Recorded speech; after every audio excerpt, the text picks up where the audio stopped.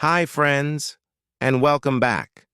I am Ariel, and today I'll teach you a technique for remembering everything you read, study, or learn. I've been using the technique for the last 10 years, starting from learning disease pathophysiology in medical college through to reading research articles and learning science or reading books on productivity or business. The reason the technique works so consistently and so well is because it breaks down that process of reading into two distinct stages. The first stage is the consumption period, and the second stage is the digestion period. Most people think that by focusing on the first stage and consuming more information, they'll be able to remember and apply more information, so they focus on trying to read faster, or watching lectures at triple speed, or binge listening to audiobooks, or watching hours of YouTube tutorials. But that is not how learning works. And once we understand how learning does work, you'll see why my technique is so effective. You see, when it comes to remembering and applying information, it's much less about what comes into your brain, and it's much more about how much stays in your brain. And that is what the second stage, the digestion period, is all about. It's the part that is often neglected. So I teach you a technique for mastering both of these stages, which in turn increases your long-term retention, as well as your ability to actually use the knowledge in the way that you need to. But first, we need to ask ourselves, is it even possible to remember everything you read? And the short answer is no. But here's the secret. Trying to remember everything we read should not be the goal in the first place. And we know this because of a man who actually could remember everything. This man's name is Smith Peak, and his story is so crazy that Hollywood made an entire movie about him. David Smith was a mega genius, and his memory was ridiculous. He was able to memorize a book with such perfect recall that after reading a book one time, he would be able to write it out word for word, with every comma and full stop, back to front. He memorized so many maps and atlases that he could give you driving directions between any two cities in the world. And the path that he gave you was mentally calculated to be the shortest distance. Now, the reason Smith had such supernatural abilities is because of a very rare medical condition he had called FG syndrome. He was born with macrocephaly, which means he had a larger brain, and he had no corpus callosum, which is basically the bundle of neurons that connect both hemispheres of the brain together. Scientists believe that because he didn't have the normal pattern of neurons, his brain adapted and developed new connections to compensate, which I guess gave him like superhuman memory. Now, I want you to imagine that both you and David Smith were about to sit the same exam. Who do you think would do better? And the answer is that it actually depends on the exam.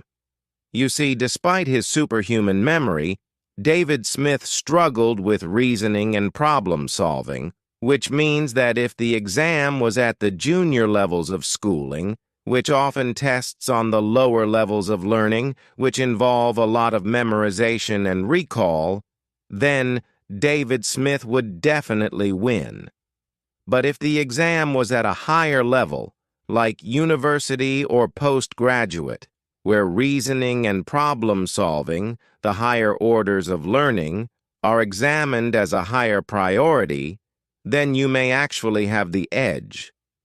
Now, for most of you listening, probably using the knowledge you have consumed to reason and problem-solve is kind of the whole point of why you're trying to read and remember in the first place, which basically means that it is not enough to remember everything. which is good because for most people that's not possible anyway. But it is possible to remember everything you need to remember in such a way that we can use that knowledge in the way we need to. And that is what the technique that I'll teach you helps you to achieve. So to start using the technique, we have to understand that not all information is equal. In fact, I break down the information that I read into 5 different categories using the acronym PACER. And it's important to be able to identify which category the information you're reading belongs to. Because for each category, there are specific targeted processes that then help you to deal with and manage that information more effectively. And when we use the wrong process for the specific category of information, it makes remembering and understanding what you read much harder, much more time-consuming, and much less effective. You're more likely to forget what you read. It also increases the chance of you entering the passive mode of reading, which is where you get to the bottom of a page and you can't even remember what you just read. So the technique goes like this. In the first part, where we are consuming information, we want to identify which category what we are consuming belongs to using the PACER acronym. Then, during stage 2, we digest what we have read using the targeted process for that category, which takes the information and stores it in our long-term memory through the process called encoding. So let's go through PACER together so that you can accurately identify the category of information you're trying to remember. The P in PACER stands for procedural. Procedural information is any information that tells you how something should be executed. For example, this is a book that I used during medical school that taught me about how to do a clinical examination, like listening to a heartbeat or taking someone's blood pressure. A lot of the information in this book is about the correct technique to perform the examination, and some subjects and domains have a lot of procedural information. Some great examples of this would be coding and languages. The targeted process for working with and mastering this type of procedural information is practice. The key is that you want to apply procedural information in real life as early as possible. A lot of people will spend time to read it and memorize it and write lots of notes about it, and then a week or later, they'll try to practice it. But by then, it's too late. We've already forgotten a lot of it, and a lot of that time is just wasted. Instead, as soon as you take that procedural information into your brain, try to apply it and practice it as early as you can. Now, straight away, we run into a problem with using this approach. What if we're reading something and we don't have time to practice it right now? The answer is, you either move on to something else, or you stop consuming anything and you wait until you have time to practice it. But you do not waste your time trying to just memorize it on the spot. Because here is the crucial part about learning that everyone overlooks. The 2 stages of consuming and digesting must always be balanced. Everything you consume must be digested in order for you to retain and use it. Only when stage 1 is followed by stage 2 does learning actually occur. If we're reading something and we don't have time to use the right process, like practice, then most people will say, "Oh, well, I don't have time right now. I'm just going to get through as much of it as I can." And they spend more time reading and essentially just consuming more and more. But this is the learning equivalent of overeating.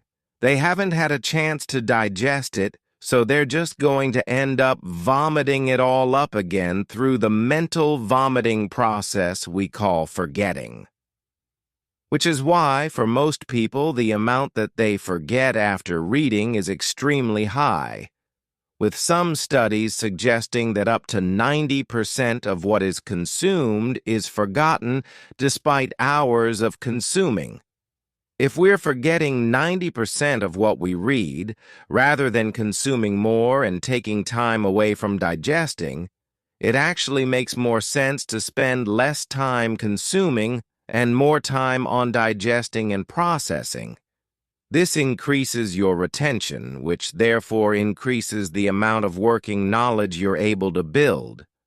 So earlier I said what goes into your brain is less important than what stays in your brain. And this principle of balancing stage 1 consuming with stage 2 digesting is important not just for procedural information, but for every other category of pacer. Unfortunately, stage 2 digesting is almost completely neglected for the second category of pacer, which stands for analogous. Analogous information is actually one of the easiest types of information to work with, remember, and apply. Because analogous information is the information that is related to something you already have prior knowledge about. Even if we don't have direct prior knowledge about it, it may remind us indirectly of something that we do have knowledge about. For example, let's say that we are an avid swimmer and we're learning about the physiology of a muscle contraction. When we look at that muscle contraction cycle, we might think, hey, that reminds me a lot about the swimming technique I use, and by connecting the new information about muscle contraction physiology with what we already know, our swimming technique, we have created an analogy. And so that is analogous information. Analogies can form with any prior knowledge, including knowledge within a topic itself. In most fields of study, there are concepts or patterns of concepts and relationships that tend to repeat and recur throughout that field. You might have learned about how to solve a particular type of problem last semester and now this semester. This new problem-solving approach that you're learning for the first time reminds you a lot of that old problem-solving process. And relating those two approaches is also an analogy. So when we're engaging in stage 1, the consumption period of reading, we want to actively be thinking about whether what we are reading is related to something that we already have knowledge about. And once we identify it as potentially analogous information, the targeted process we want to use here is critique. This is the part I said everyone misses. Once we create an analogy, critiquing it means we examine critically how good that analogy actually is. For example, with the analogy of muscle contraction and swimming technique, critiquing that analogy means asking ourselves, in what way specifically are these two things similar or related to each other? In what ways are they different? In what situation does this analogy not make sense anymore? And if there are a lot of differences or a lot of conditions and situations where the analogy breaks apart, then is there a better analogy? Or can we extend or modify that analogy to make it more comprehensive and more accurate? This critiquing process massively drives up our attention and depth of understanding of this new information. And the reason this works is because instead of new information just being new information that your brain doesn't know what to do with, we're actually extending it from what we already know. We're taking our existing network and connecting it to the new information straight away, which is the reason why creating analogies has been shown in studies repeatedly to be so powerful for our retention and understanding. Now, at this point, you might be looking at the technique and thinking, this seems a little forced. It doesn't feel natural. And you're right. In fact, it's crucial that you understand that this is not natural, and that's why it works. If you have no time pressure and it doesn't matter how well you learn something, then you can learn and read however you want. But unfortunately, what research has shown is that there are clear biological limitations of the human brain to how much it can consume and store into our memory in one go. And in the modern day, when there is so much we have to learn, it is very easy to exceed that biological limit and then get overwhelmed. Learning is extremely complicated. So to be able to learn a lot in a short amount of time and reach a high level of knowledge, a lot of processes need to go right. And this is why most people will plateau on their learning ability and after a point, not really improve for the rest of their lives. For me, figuring out what processes to care about, and therefore what to improve on, and then how to even execute on those correctly, took me at least 7 or 8 years of almost constant experimentation and reading of research and coaching people to see what works for them. And honestly, I got lucky because 10 to 15 years ago, a lot of the research didn't even exist, which is why, to make it easier for you, I've started a free weekly newsletter. I take everything that I've learned that helps you become a more efficient learner, the things that have the highest chance of giving you success in a short amount of time, and I package them in a way that you can take and implement into your own learning in less than 10 to 15 minutes. Now, getting back to Pacer, you might notice that the way that I've written the A in Pacer is like this. It's this kind of strange shape there. The reason is because analogous information can exist as a subset of procedural information. For example, you could create an analogy on a set of instructions to make it simpler and easier for you to understand, and then later you go and practice it. But analogous information also exists as a subset within the next category of information, which is the C of Pacer, and this stands for conceptual. If procedural information is the how to do something, then conceptual information is the what. For most science subjects, the majority of what you need to learn is conceptual.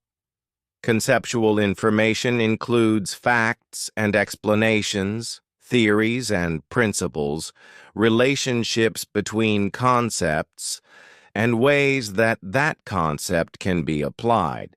In most cases, we need both the procedural and the conceptual knowledge to solve a problem and apply our knowledge properly. For example, although this book goes through how to listen to someone's heart, I still need to have the conceptual knowledge about what I'm listening to be able to analyze that and make a conclusion on the diagnosis. So, when we identify that a piece of text we're reading is conceptual type information, the process we want to use straight away is mapping. Non-linear network-based note-taking, such as mind mapping, is an efficient way of increasing your attention and mastery of conceptual knowledge, because conceptual knowledge inherently exists in a network. Although a textbook or a lecture might be delivered word after word in a linear format, if we look at the mind and knowledge of the person that wrote that textbook, it doesn't exist in a linear sentence-by-sentence structure. Their knowledge and expertise exist in a highly connected network of information. There is no innate sequence of information. An expert can start at any point and navigate to any other point. This is what allows an expert to do complex problem solving because they can look at a problem, understand what concepts are related, and see how those concepts connect together to solve the problem. Whereas a beginner, who's only learned it at a surface level, just sees individual separated concepts and doesn't understand how they link together. As a learner, our job is not to remember the sequence word for word. Our job is to try to recreate that network of knowledge that the expert had. And mapping is such a great technique because it forces us to not only think about each fact and concept, but also how they connect to each other to form a bigger picture. So when you are reading and consuming, take some time to get out a piece of paper or a tablet and make a map of the things that you're learning. And as you read more, you add more to your map. You move things around. You reorganize things. As you read more, you also digest more, and your map grows.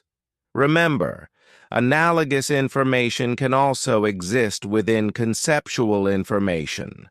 So you might find opportunities within conceptual information to create some analogies.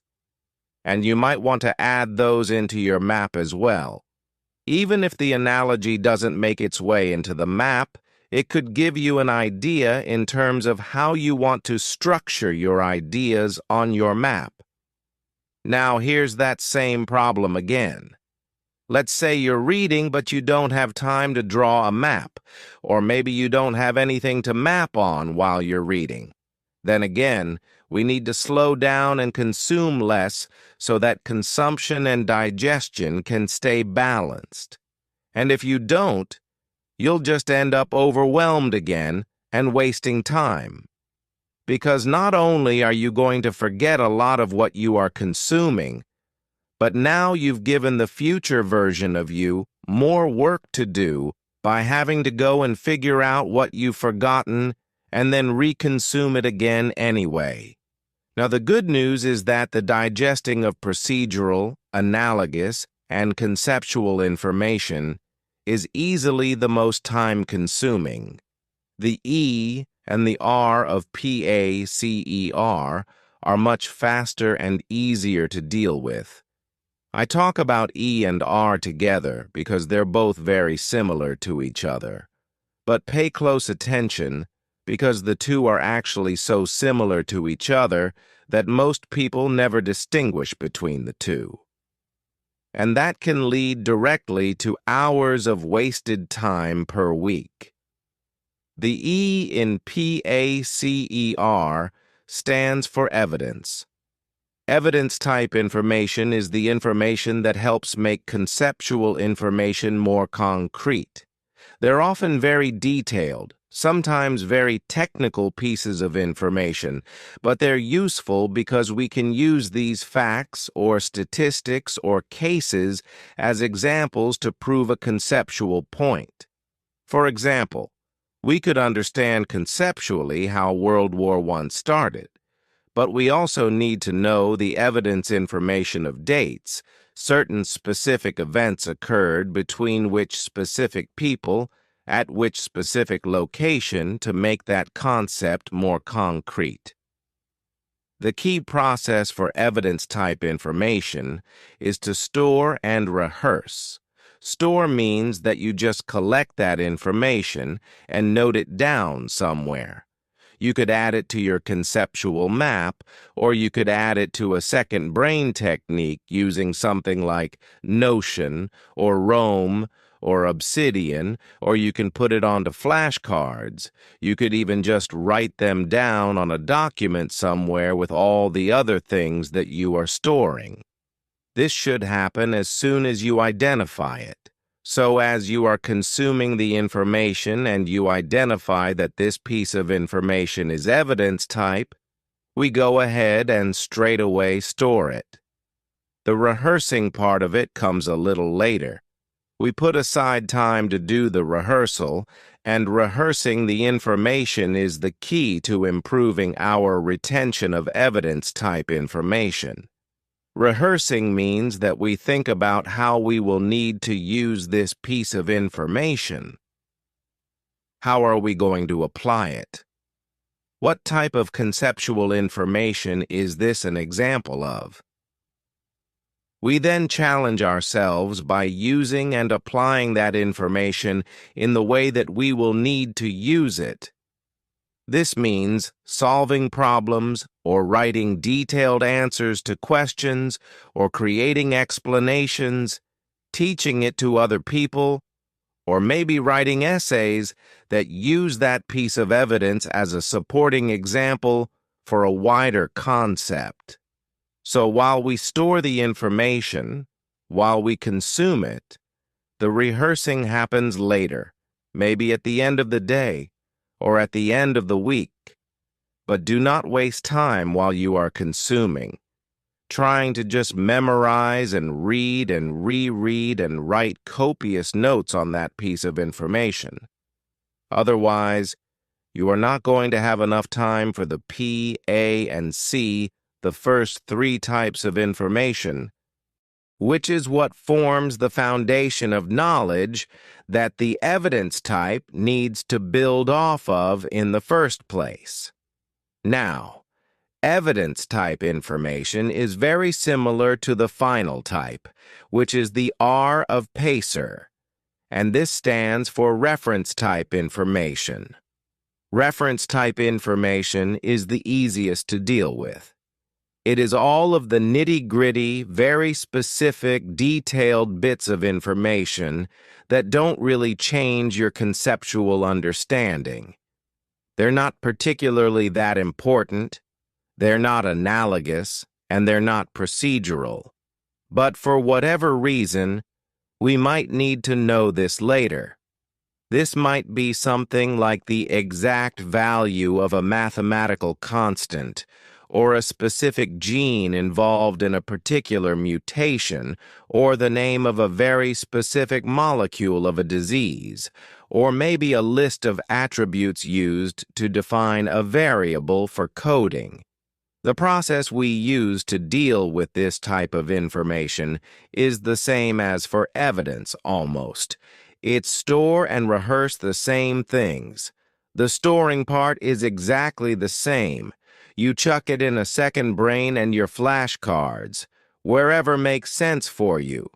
But if you need to be able to recall this information from memory, and you can't refer back to your notes when you need to use it, then you probably want to use something like flashcards. Because the rehearsing part is a little different. Because reference type information is, by definition, not very conceptually important anyway. It's quite hard to use this for problem solving or as part of an extended discussion or answer. The way we're probably going to use this information is just direct fact recall, which is why something like flashcards using a spaced repetition active recall strategy like an app like Anki is going to be the best way to handle reference type information. So as you're reading and you're thinking, hey, this might be reference type information, you dump it into your flashcards and you put aside like 30 minutes every day or whatever to just go through your flashcards to do your rehearsal. But please, again, absolutely do not waste time while you're reading trying to just read and reread and write notes and just memorize this information at the time. You need to use that time for the first three, which forms the bulk of your knowledge. As I said earlier, there are a lot of things that need to go right to be able to learn a lot of information in a short period of time. And wasting time on trying to memorize reference information while you are reading it, instead of spending that time on the first three types, is one of the worst offenders. And as soon as you get into that mind frame of reading something and then rereading it again, trying to get it into your head, you can say goodbye to your learning efficiency. So, now you know the 5 types of information for you to try to identify as you consume in Stage 1 and the appropriate targeted process that will help you digest that information in Stage 2. The key to being able to retain a lot and have a good high level of knowledge for what you have consumed is to keep Stage 1 and Stage 2 balanced. However, when it comes to learning efficiently, this just scratches the surface. In fact, if you look at this map of learning that outlines the major processes you need to be a consistently high-performing, efficient learner, what we talked about today is like barely a few % of it. So if you want to start unpacking what those other processes look like without having to dedicate a decade of your life to learning about it, like I did, thank you so much for watching, and I will see you in the next lesson.